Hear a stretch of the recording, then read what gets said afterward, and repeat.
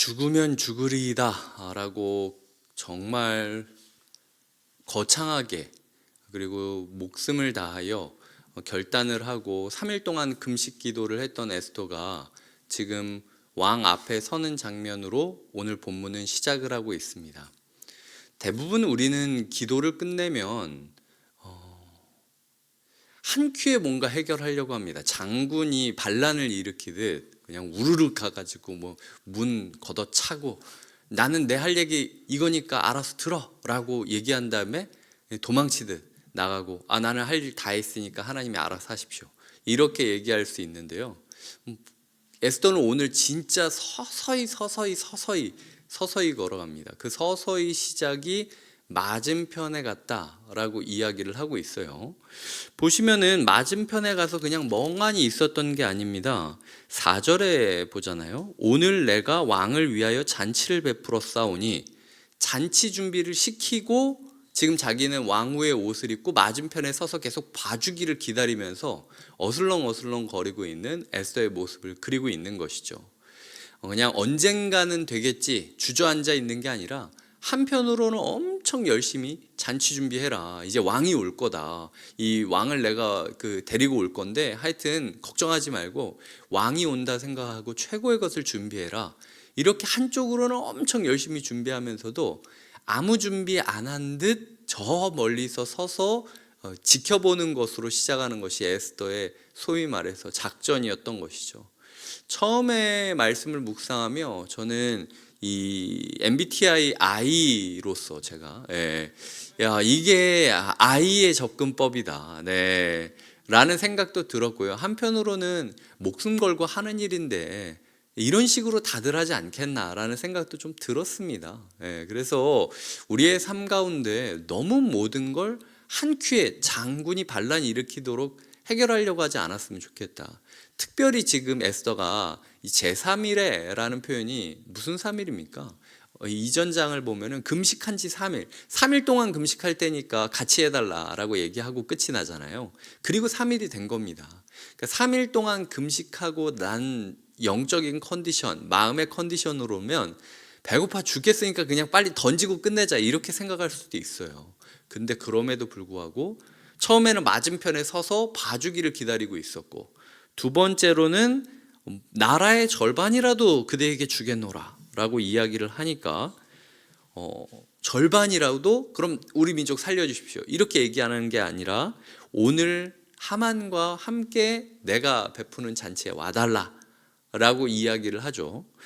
그 잔치를 마실 때에 이 왕이 또 이야기를 합니다. 나라의 절반이라 할지라도 주겠다 라고 이야기하니까 에스더가 내일도 와달라 라고 이야기를 하고 있는 거예요. 그리고 내일은 말씀하신 것처럼 제 소원을 얘기하겠습니다 라고 이야기를 하는 거죠. 이런 서서히 한 걸음씩 내 기도 제목이 이루어지기를 꿈꾸면서 다가가는 소위 그 젊은 친구들은 이걸 빌드업이라고 하는데, 이 한꺼번에 뭐가 되는 게 아니라 빌드업을 어떻게 하느냐에 따라서 달라질 수 있다라는 거예요. 하나님께서 에스더에 주신 지혜가 그거였고 하나님께서 우리에게 주신 교훈이 그것이었다라는 것입니다. 이렇게 저는 우리의 기도 제목을 대하는 우리의 태도가 한 걸음씩 서서히, 하지만 한편으로는 잔치를 미리 준비하라고 시키고 준비를 하고 있듯이 정말 최선을 다하여 준비하는, 보이지 않는 준비의 과정이 이어져야 된다라는 것을 깨닫게 되었고요. 그래서 이게 어떻게 보면은 뭔가 이런 거죠. 몸이 힘들고 마음이 힘들면요, 바로 결정이 나기를 원합니다.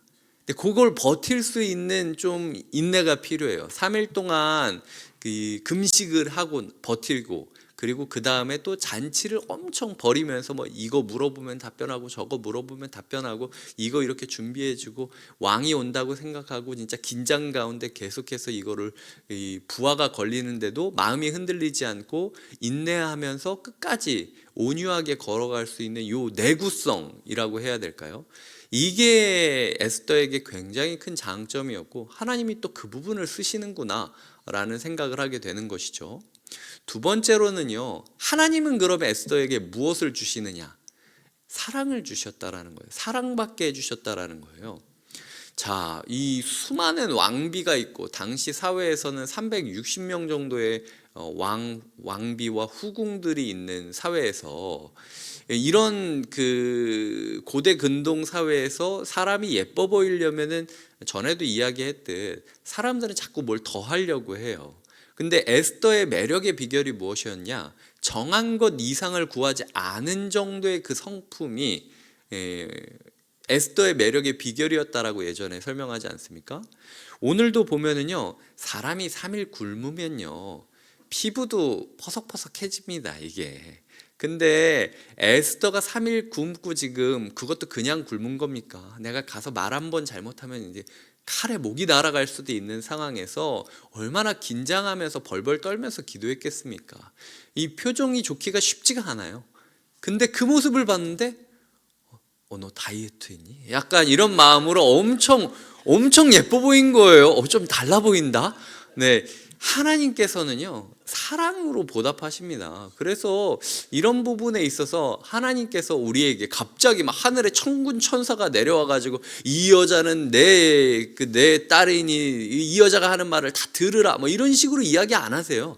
하나님은 관계와 관계 가운데 사랑의 마음, 호의의 마음, 선대의 마음을 주심으로써 하나님의 역사를 해가신다라는 것이죠. 그래서 우리가 하나님이 이 문제를 풀어달라고 기도를 할 때 갑자기 뭐 우리 뒤에서 천군 천사가 오고 막 엄청난 인연들이 막 찾아오고 이게 아니라, 이 에스더 입장에서는 내 힘으로 풀어간다라고 느낄 수도 있지만 결국에는 주 힘으로 풀어가고 있는 거잖아요.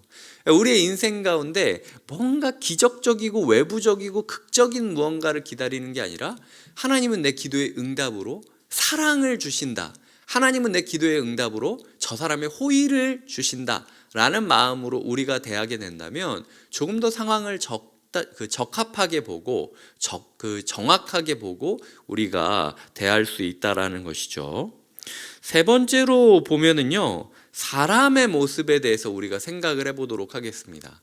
하만이 그래서 다가오죠. 9절에 보면은 마음이 기뻐 즐거이 나왔다 라고 이야기하는데 한 절도 지나지 않아서 매우 노했다 라고 끝나요.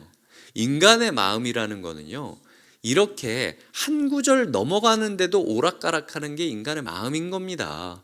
우리가 이걸 알아야 돼요. 기쁨과 분노가 막 격렬하게 막 튀고 핑퐁 게임을 하면서 살아가는 게 인생이라는 거예요. 정말로 왕이 그리고 왕비가 나를 특별히 지명해서 부르는 잔치인데도 불구하고 저 문 앞에서 인사 안 하는 저 사람이 그렇게 꼴 보기 싫은 게 인생의 아무것도 아닌 하찮은 모습이라는 거예요. 그래서 이거를 또 이 한나절을 못 참죠. 그 다음에 이 잔치가 끝나자마자 친구들을 부릅니다. 아내를 부릅니다. 그래서 이 하만의 아내 세레스라는 이름이 이제 다시 처음으로 등장하게 되죠. 이 세레스가 등장하고 나서 이 하만이 세 가지 자랑을 하는데요. 야 임마 나는 어떤 사람이냐? 11절에 보면 자기의 큰 영광, 이 영광이 원어로는 재물입니다. 그러니까 내 재산을 자랑하는 거죠. 자녀가 많은 것, 그리고 이 자녀가 많은 거는 애를 많이 낳은 것이기도 하고요. 당시 사회에서 자녀는 군사력이기도 하고 내 인맥이기도 하고 어쨌든 내 세력을 뜻하는 것이니까. 그리고 세 번째로는 신하들보다 높인 것을 다 말했다. 내 지위가 이 정도 된다. 내가 사회에서 이 정도 했다. 내 업적이 이 정도다 라고 자랑을 하는 거죠. 이게 예수 믿지 않는 인생입니다. 재산 자랑하고, 그리고 내 주변 사람들 자랑하고, 그리고 내가 사회에서 있던 업적 자랑하고, 이렇게 자랑하면서 스트레스 푸는 게 예수 믿지 않은 사람의 모습이라는 거예요. 근데 예수 믿는다고 하는 우리 가운데도 이런 곳 꽤 많이 있습니다. 네, 다락방 모임하거나 이 교회 사람들끼리 모이면은요, 갑자기 뜬금없이 이런 자랑할 때가 있습니다.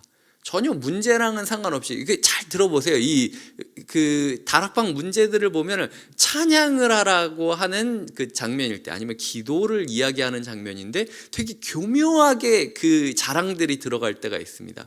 아우, 내가 얼마 전에 뭐 좋은 차를 사가지고 타고 다니면서 그 찬양을 하는데 되게 소리가 잘 들리더라고. 아니, 그런 얘기는 안 해도 되잖아요. 그러니까 이 사람들이, 우리가 예수 믿는다라고 하지만 그럼에도 불구하고 되게 은밀하게 11절의 그 하만의 모습, 그리고 그 9절, 10절, 11절의 이 하만의 모습이 그 우리 마음 가운데 있을 수 있다니까요. 예, 기쁨과 분노를 막 냉탕 온탕 막 뒤집어대듯이 핑퐁 게임을 하고, 그리고 스트레스 받으면 자기 사람들 다 모아가지고 막 쏟아부으려고 하고, 그리고 뭔 자랑하느냐, 재산과 자기 주변 사람들 인맥과 그리고 자기의 사회적인 업적을 이야기하면서 내가 막 이런데 말이야, 저놈이나 인정 안 해준다라고 얘기하면서 정말, 그러니까 이렇게 우리가 신앙생활을 하고 있을 수도 있다라는 걸 경고를 하고 있는 거죠. 그래서 이 하만의 모습을 보면서 참 하찮다, 근데 이 하찮은 게 우리 인생이구나 라는 생각들을 좀 하게 됩니다. 자, 13절에 보면 그러나 유다 사람 모르드게가 대궐문에 앉은 것을 보는 동안에는 이 모든 일이 만족하지 아니하도다. 이 충분히 감사할 수 있는 상황인데도 불구하고 저 하나 때문에 감사 못하겠다는 거예요. 우리의 인생도 그러지 않습니까? 이렇게 그 이야기하는 하만에게 그의 아내 세레스와 모든 친구들이 뭐라고 이야기하냐면, 50규빗 되는 나무를 세우고 모르드게를 나무에 매달기를 구하라. 그리고 왕과 함께 즐거이 잔치를 벌여라 라고 이야기를 하는 거죠. 저는 오늘 본문을 보면서 몇 명의 여인이 생각났습니다. 첫 번째로는요, 와스디가 생각났어요. 와스디가 폐위를 당하는 게 잔치 장면에서 폐위를 당하지 않습니까? 그리고 지금 이 세레스라는 여인도 잔치 가운데 뭘 꾸며야 될지를 이야기하고 있어요. 그리고 마지막으로는요, 이 마가복음의 6장에 보면은 그 세례 요한이 죽을 때 헤로디아가 그 자기 딸을 보내가지고 그렇게 하지 않습니까? 마가복음 6장 23절이었던 걸로 제가 기억하는데, 그때 무슨 이야기를 하냐면요, 그 헤롯 왕이 이렇게 이야기합니다. 헤로디아의 딸이 친히 들어와 춤을 추는데 왕이 그 소녀에게 이르되 무엇이든지 내게 원하는 것을 내게 구하라, 내가 주리라 하고, 또 맹세하기를 무엇이든지 내가 내게 구하면 내 나라의 절반까지도 주리라. 지금 에스더에게 왕이 계속 이야기하고 있잖아요. 나라의 절반을 주리라, 나라의 절반을 주리라. 그런데 어떤 사람은 하나님의 뜻을 따라서 계속해서 빌드업하고 있는 거고, 어떤 사람은 세례 요한 모가지 따달라라고 이야기를 하고 있다라는 거예요. 우리가 이 시대를 살아가면서 이 잔치의 시대, 이 어떻게 보면은 즐거움의 시대, 자기 즐거움, 향락, 유흥, 이 시대의 기쁨들 가운데 우리가 어떤 태도로 살아가야 되느냐. 자존심 싸움하면서, 정치 싸움하면서 내가 옳으냐 네가 옳으냐 이렇게 와스디처럼 막 대놓고 부딪히는 것도 아니고, 그리고 이 세레스처럼 그 속에서 누군가를 죽일 계략을 짜면서 접근하는 것도 아니고, 그리고 헤로디아의 딸처럼 세례 요한의 목 따달라라고 이야기하는 것처럼 그렇게 욕망의 도구, 사단의 도구로서 살아가는 것도 아니고, 에스더처럼 우리가 살아가는 것이 필요하겠구나라는 생각을 하면서 오늘 말씀을 묵상하게 되었습니다. 우리는 와스디 같습니까? 세레스 같습니까? 헤로디아의 딸 같습니까? 아니면 에스더 같습니까? 가장 이 잔치 준비를 최선을 다해서 목숨 걸고 잔치 준비를 했지만, 그럼에도 불구하고 서두르지 않고 하나님의 뜻을 보면서 천천히 걸어가고 있는 에스더의 모습이 우리의 신앙생활의 모습이 되기를 꿈꾸면서, 우리가 함께 기도로, 그리고 찬양으로, 말씀으로 주말을 보내겠다라고 결단하는 시간 되시길, 그런 우리에게 주님께서 사랑의 관계를 열어주시길 주님의 이름으로 축복드립니다. 기도하시겠습니다. 하나님 아버지 감사합니다. 드라마와 같은 이 장면들 가운데 에스더의 진심을 보고 에스더의 소심을 보고 에스더의 걱정을 봅니다. 하나님 아버지, 우리가 에스더 같음을 고백합니다. 하나님이 보이지 않고 하나님이 느껴지지 않는 이 시대 가운데서도 하나님이 역사하고 계심을 믿으며 에스더처럼 살아가게 하여 주시옵소서.